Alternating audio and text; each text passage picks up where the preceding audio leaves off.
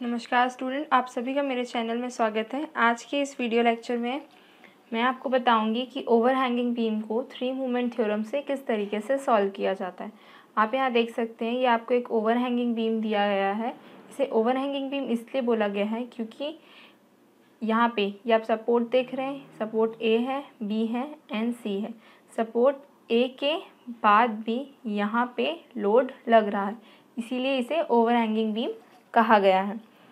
अब आप यहाँ देखिए, यहाँ पे सपोर्ट हो गए 3 A, B एंड C। जो स्पैन है वो भी एक से ज़्यादा है, इसलिए ये क्या हो गया, कंटिन्यूअस बीम। और यहाँ पे 20 किलो न्यूटन का सपोर्ट A के बाहर लोड लग रहा है, इसीलिए हो गया ओवरहैंगिंग कंटिन्यूअस बीम। और यहाँ पे 14 किलो न्यूटन का पॉइंट लोड है एंड 10 किलो न्यूटन पर मीटर का UDL लग रहा है। तो आइए देखते हैं कि ये सॉल्व कैसे होगा। पर इससे पहले मैं आपको बेंडिंग मूवमेंट का साइन कन्वेंशन बता देती हूँ, जिससे आपको आसानी होगा कि इस 20 किलो न्यूटन को आप कैसे कन्वर्ट करेंगे। देखिए, अगर मान लीजिए आपको कोई बीम दिया हुआ है, ये आपका बीम है जिसमें ये आपके सपोर्ट्स हैं और यहाँ पे लग रहा है आपका लोड। ये आप लोड मान लीजिए और ये आपके सपोर्ट्स हैं। आप जानते हैं कि बेंडिंग मूवमेंट में क्या होता है, जब लोड लगता है या तो बीम में क्या होगा, हॉगिंग होगा या तो सैगिंग होगा। ये क्या हो गया आपका हॉगिंग और ये हो गया आपका सैगिंग। जब हम बीम का बेंडिंग मूवमेंट निकालते हैं, अब मान लेते हैं ये बीम दिया है, हमें इस पॉइंट में बेंडिंग मूवमेंट निकालना है और ये जो है लोड लग रहा है और ये सपोर्ट है आपका। तो आप कैसे निकालेंगे? हॉगिंग में क्या होता है, आपके हॉगिंग के केस में क्या होगा, जो लोड है उसकी वजह से जो मूवमेंट जनरेट हो रहा है वो कुछ इस तरीके से होगा। ये क्या हो गया आपका क्लॉकवाइज मूवमेंट, ये हो गया आपका एंटी क्लॉकवाइज मूवमेंट। लोड के वजह से जो मूवमेंट जनरेट होगा और बीम में हॉगिंग होगा, तो जो हमारा साइन कन्वेंशन होगा उसे हम क्या लेंगे, उसे हम लोग लेंगे नेगेटिव। अगर बीम में लोड लग रहा है और उस बीम में लोड लगने की वजह से सैगिंग हो रहा है, सैगिंग कब होगा, जब उस लोड के वजह से उसमें मूवमेंट, बेंडिंग मूवमेंट जो है कुछ इस तरीके से जनरेट होगा। ये आपका क्या हो गया, ये हो गया आपका क्लॉकवाइज और ये हो गया आपका एंटी क्लॉकवाइज। ठीक है स्टूडेंट, जब लोड के वजह से बीम में आपका सैगिंग होगा, मतलब आपके जो मूवमेंट्स हैं कुछ इस तरीके से उसमें प्रोड्यूस होंगे, तब आप साइन कन्वेंशन क्या लेते हैं, तब आप लेते हैं पॉजिटिव। तो आपको सेम इस रूल को यूज़ करना है किसमें, बीम में। अगर मैं इस पॉइंट में, अगर मैं इसको मान लेती हूँ ये है मेरा पॉइंट ए, पॉइंट ए में अगर मुझे निकालना है कि इसके अराउंड मूवमेंट क्या होगा, बेंडिंग मूवमेंट, तो मैं कैसे फाइंड करूँगी, ये लोड है। आप सभी जानते हैं कि बेंडिंग मूवमेंट का फॉर्मूला क्या होता है, फोर्स इनटू परपेंडिकुलर डिस्टेंस। इस पॉइंट में मुझे बेंडिंग मूवमेंट निकालना है। ये लग रहा है मेरा क्या, लोड। लोड ये कुछ x डिस्टेंस यहाँ से दूर है और ये जो s है ये आपका मान लेते हैं कि y डिस्टेंस दूर है। तो मूवमेंट क्या हो गया आपका, bending movement, force. Force means ये load into perpendicular distance. Force into perpendicular distance bending movement हो गया। तो इस लोड के वजह से जो बेंडिंग मूवमेंट लग रहा है वो कैसे लग रहा है, नीचे लग रहा है। ओके स्टूडेंट, उसका डायरेक्शन कुछ इस तरीके से होगा। तो ये क्या हो गया, एक्सिस के राइट हैंड साइड जो क्लॉकवाइज डायरेक्शन होता है, यानी किसका, बेंडिंग मूवमेंट का, किसके वजह से, लोड के वजह से, तो मैं वहाँ पे क्या लेती हूँ, साइन कन्वेंशन नेगेटिव। तो मेरा साइन कन्वेंशन क्या आएगा, -LX आएगा। अब S के लिए मैं देखती हूँ, S क्या है, मेरे ऊपर की ओर जा रहा है, ये लोड जो है ऊपर की ओर लग रहा है, कितने डिस्टेंस में, x डिस्टेंस में। जब मेरा एक्सिस से राइट हैंड तरफ एंटी क्लॉकवाइज हो रहा है तो मेरा क्या साइन कन्वेंशन आता है, पॉजिटिव आता है। तो मैं यहाँ क्या लूँगी, पॉजिटिव SY। ये आपका क्लॉकवाइज बेंडिंग मोमेंट जनरेट कर रहा था और ये लोड आपका एंटी क्लॉकवाइज जनरेट कर रहा था, किसके, एक्सिस के राइट हैंड साइड में। अगर एक्सिस का राइट हैंड साइड है तो जो लोड नीचे की ओर लग रहा है, जिसकी वजह से बेंडिंग मोमेंट नीचे आ रहा है, वो होगा क्या, आपका नेगेटिव। और जिस लोड की वजह से आपका बेंडिंग मोमेंट ऊपर की ओर लग रहा है तो वो आपका क्या होगा, पॉजिटिव होगा। ये नेगेटिव क्यों हुआ, क्योंकि ये हॉगिंग देगा। ये पॉजिटिव क्यों हुआ, क्योंकि ये सैगिंग दे रहा है। ओके स्टूडेंट्स, तो आपका जो साइन कन्वेंशन है कुछ इस तरीके से होता है। इसी साइन कन्वेंशन का यूज़ मुझे करना है इस क्वेश्चन में। तो आइए देखते हैं कि ये सॉल्व कैसे होगा। अब आप यहाँ देख सकते हैं कि ये जो सपोर्ट A है इसके ओवरहैंगिंग 4 लोड लग रहा है। ये कितना है, 20 किलो न्यूटन का। ये किस तरफ है, इस पॉइंट में मुझे मूवमेंट निकालना है। तो ये किस तरफ है, लेफ़्ट हैंड साइड है, लेफ़्ट हैंड साइड है। आप यहाँ देख सकते हैं ये आपका लेफ़्ट हैंड साइड, और लोड क्या लग रहा है, नीचे की तरफ आ रहा है आपका। तो ये क्या देगा, नीचे की तरफ आ रहा है, मीन्स आपको क्लॉकवाइज रोटेशन दे रहा है एक्सिस के लेफ़्ट हैंड साइड। तो आपका क्या, इस लोड की वजह से बीम में क्या जनरेट होगा, हॉगिंग होगा। तो आप उसका साइन कन्वेंशन क्या लेंगे, नेगेटिव लेंगे। इसीलिए आपको MA में जो बेंडिंग मोमेंट मिलेगा वो होगा -20 × 2। ये हो गया आपका -40 किलो न्यूटन मीटर। ये स्टूडेंट, ये होगा आपका MA में मूवमेंट, माइनस होगा। माइनस क्यों होगा, क्योंकि ये एंटी क्लॉकवाइज हो रहा है और ये आपका हॉगिंग जनरेट करेगा। अब नेक्स्ट, जैसे आप जानते हैं कि 3 मूवमेंट थ्योरम में फर्स्ट हम लोग बनाते हैं क्या, म्यू डायग्राम, और उसी म्यू डायग्राम से हम लोग फाइंड करते हैं A1 and A2, area find करते हैं, x1 bar and x2 bar find करते हैं। तो हम लोग अब वो निकालेंगे। आप यहाँ देख सकते हैं पॉइंट लोड के लिए आपका म्यू डायग्राम कैसे बनता है, ट्रायंगुलर बनता है, एंड UDL के लिए पैराबोला बनता है। तो अब हम इस पॉइंट लोड को और UDL को कन्वर्ट करेंगे किसमें, म्यू डायग्राम में। तो आइए देखते हैं ये कैसे होगा। पहले हम लोग फाइंड कर लेते हैं H1, जिसकी वैल्यू क्या है, WL/4। W क्या है यहाँ पे, 40, किसके लिए है आपका, पॉइंट लोड के लिए। तो क्या करेंगे आप, 40 × ये डिस्टेंस, इसके लिए L क्या है आपका, 6 है, 6/4। आपका आंसर कितना आ गया, H1 की वैल्यू आ जाएगी आपकी 60। अब निकाल लेते हैं H2। इस UDL की वजह से जो डायग्राम बनेगा उसके लिए मैंने लिया आपका H2 WL²/2। इसमें क्या होगा, W की वैल्यू क्या है आपकी 10 × L कितना है 4²/2। आपका H2 आ जाएगा कितना, 20। तो आपका फिगर किस तरीके से होगा, आपका फिगर होगा कुछ इस तरीके से। उससे पहले आप स्टूडेंट्स इस डायग्राम को जो है वो कन्वर्ट कर लीजिएगा। वो कुछ इस तरीके से बनेगा। यहाँ पे ये ओवरहैंगिंग जो दिखा है इसको हम इस पार्ट को हटा देंगे। ये क्या हो गया आपका A, सपोर्ट B, C, ये आपका UDL लगा है 10 किलो न्यूटन मीटर का, ये आपका है 40 किलो न्यूटन। यहाँ पे आपका लग रहा है MA, मोमेंट लग रहा है इस पॉइंट A में -40 किलो न्यूटन मीटर का। ये क्या जा रहा है, नीचे की ओर जा रहा है। मैंने आपको बताया था इसका कुछ फिगर इस तरीके से बनेगा। आप यहाँ देख सकते हैं, यहाँ बना है, इस तरीके से कुछ बनेगा। और इसकी वैल्यू क्या होगी, वैल्यू होगी -40 किलो न्यूटन मीटर। अब इस फिगर को मैं कन्वर्ट करूँगी आपके म्यू डायग्राम में। ये हो जाएगा कुछ इस तरीके से। ये आपकी वैल्यू थी कितनी, 60, और ये था आपका 20। अब ये सारी वैल्यू होगी किसमें, किलो न्यूटन मीटर में। आप यहाँ इसे लिखना मत भूलिएगा।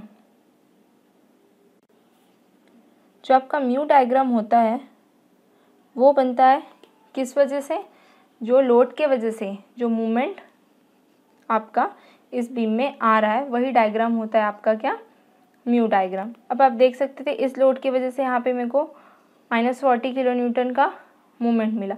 मैं उसको भी इस डायग्राम में दिखा सकती हूँ, वो होगा कुछ इस तरीके से। यहाँ पे आपको मिल रहा है -40 का, यह आएगा ऐसे, यहाँ पे 0 रहेगा, यहाँ ए में मिल रहा है कितना -40 का, तो यहाँ पे मैं लिख दूँगी -40 किलो न्यूटन मीटर। इसमें पॉजिटिव को म्यू डायग्राम में ऊपर दिखाते हैं और नेगेटिव पार्ट को नीचे दिखाते हैं।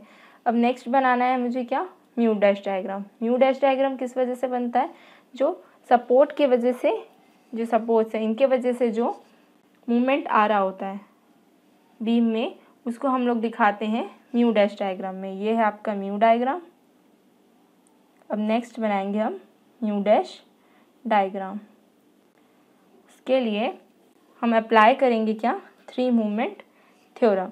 पर उससे पहले 3 मूवमेंट थ्योरम में मुझे A1, A2 and x1 bar and x2 बार की वैल्यू यूज़ होगी, तो पहले मैं वो निकाल लेती हूँ। A1 क्या होगा, A1 मेरा एरिया इसका होगा, A2 मेरा इस पैराबोला का एरिया होगा। ट्रायंगल का क्या होता है, 1/2 HL, 1/2 इंटू H की वैल्यू कितनी आई थी, 60 इंटू 6, तो मेरी वैल्यू कितनी हो जाएगी, ये हो जाएगी मेरी 180।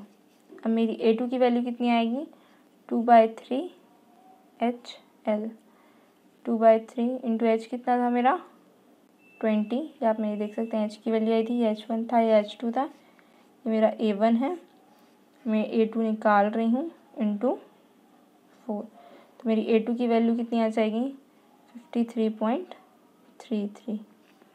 ओके स्टूडेंट्स, अब मेरे को निकालना है क्या, x1 bar and x2 bar. x1 bar x2 bar, x1 बार क्या होगा, x1 बार मेरा इस ट्रायंगुलर फिगर का निकलेगा, उसको मैं कहाँ से मेज़र करूँगी, लेफ़्ट से। ओके स्टूडेंट, तो ये क्या है, मेरा मिड में लग रहा है, आप यहाँ देख सकते हैं ये लोड जो है मेरा मिड में लग रहा है, तो मेरा x1 बार कितना हो जाएगा 6/2, 6/2, तो ये मेरा कितना आ गया 3, ये हो जाएगा मेरा x1 बार। x2 बार की वैल्यू मैं कहाँ से निकालती हूँ, मैं निकालती हूँ इधर से निकलेगा मेरा x2 बार, यहाँ से राइट हैंड साइड से, तो x2 बार आपका कितना हो गया 20/2, इसकी वैल्यू हो जाएगी आपकी 20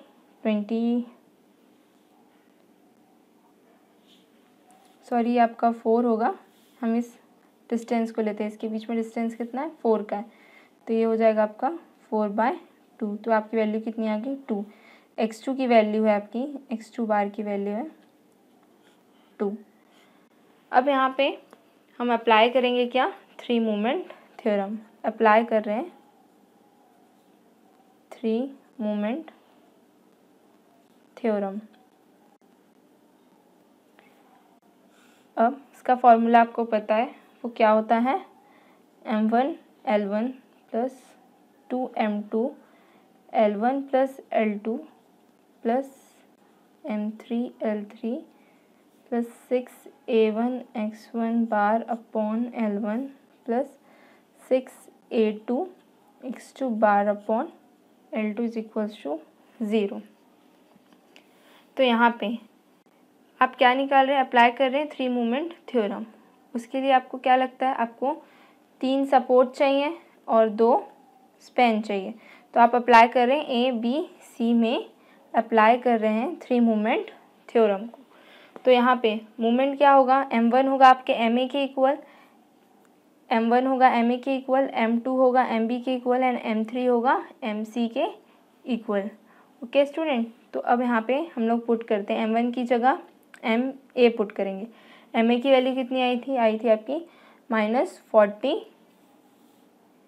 किलो न्यूटन मीटर, तो यहाँ पे पुट करेंगे हम लोग -40। L1 कितना होगा, इसके लिए L1 है ये आपका 6, क्योंकि आप अप्लाई कर रहे हैं ए बी एंड सी में, इसलिए आपका L1 ये होगा, L2 ये होगा। ओके स्टूडेंट, ma ये M1 MA के इक्वल होगा, M2 MB के इक्वल होगा एंड M3 MC के इक्वल होगा। ओके स्टूडेंट्स, अब हम वैल्यूज़ पुट करेंगे सारी। M1 की जगह MA की वैल्यू जो कि है -40, L1 होगा आपका 6 प्लस 2 M2 की वैल्यू कितनी है आपको वही निकालनी है, वो क्या है MB, L1 प्लस L2, तो ये हो गया आपका 6 + 4 प्लस M3। यहाँ पे M3 जो है आपके MC के इक्वल होगा, इसकी वैल्यू क्या होगी, ये होगी आपकी 0 इंटू L3, सॉरी L3 नहीं, ये L2 है आपका, L2 की वैल्यू क्या है 4, तो ये पूरा वैल्यू आपकी 0 हो जाएगी, plus 6 into 180 into 3/6 plus 6 into 53/33 into 2/4 equals to 0। यहाँ आप सोच रहे होंगे कि मैंने MC की वैल्यू 0 क्यों ली है। अब आप देखिए, ये आपको बीम दिया हुआ है, अगर यहाँ पे ओवरहैंगिंग बीम नहीं होता ये,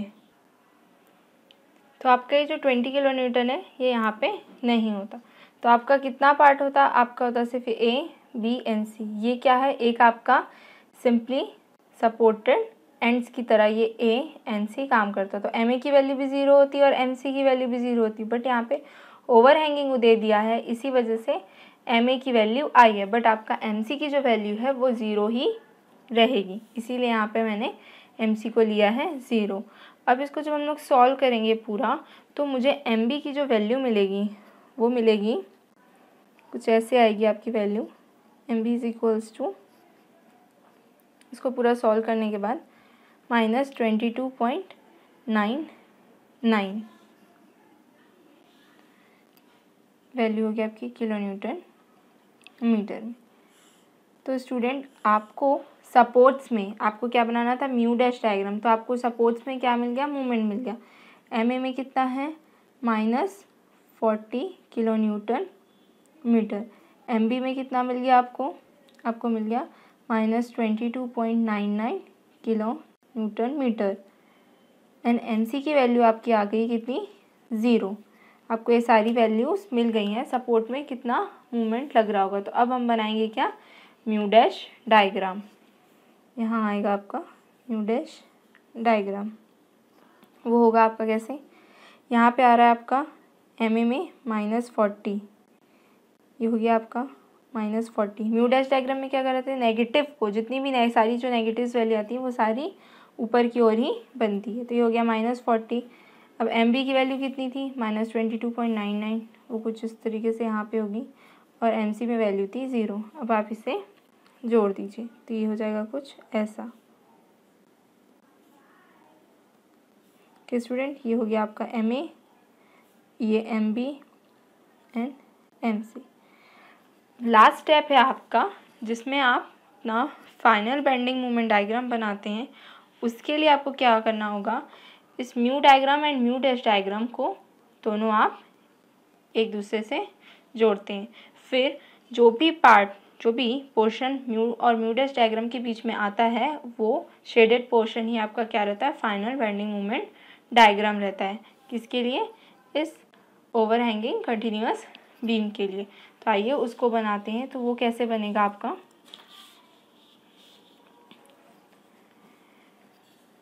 फाइनल बेंडिंग मोमेंट डायग्राम बन रहा है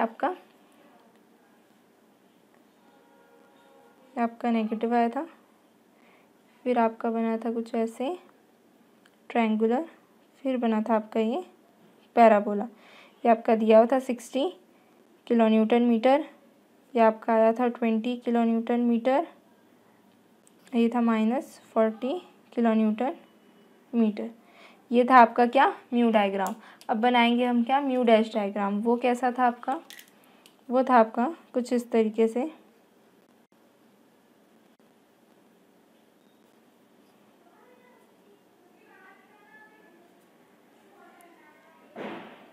आपका म्यू डैश डायग्राम कुछ इस तरीके से बना था। ये क्या आया था, -40 किलो न्यूटन मीटर, यह आया था आपका -22.99 किलो न्यूटन पर मीटर, किलो न्यूटन मीटर, ये वैल्यू आई थी आपकी 0। इनके बीच में mu and mu dash diagram के बीच में जो पोर्शन आएंगे वो उनको हम शेड करेंगे और वही हमारा होगा क्या, फाइनल बेंडिंग मोमेंट डायग्राम। तो हमारा पोर्शन म्यू और म्यू डैश डायग्राम के बीच जो आने वाला है वो ये है। आप देख सकते हैं म्यू और म्यू डैश के डायग्राम के बीच में ही। तो ये आपका जो डायग्राम बनेगा ये होगा आपका क्या, bending moment diagram for this overhanging beam. Okay student, अगर आपको ये वीडियो पसंद आया हो तो प्लीज़ इसे लाइक और शेयर ज़रूर कीजिएगा। Thank you.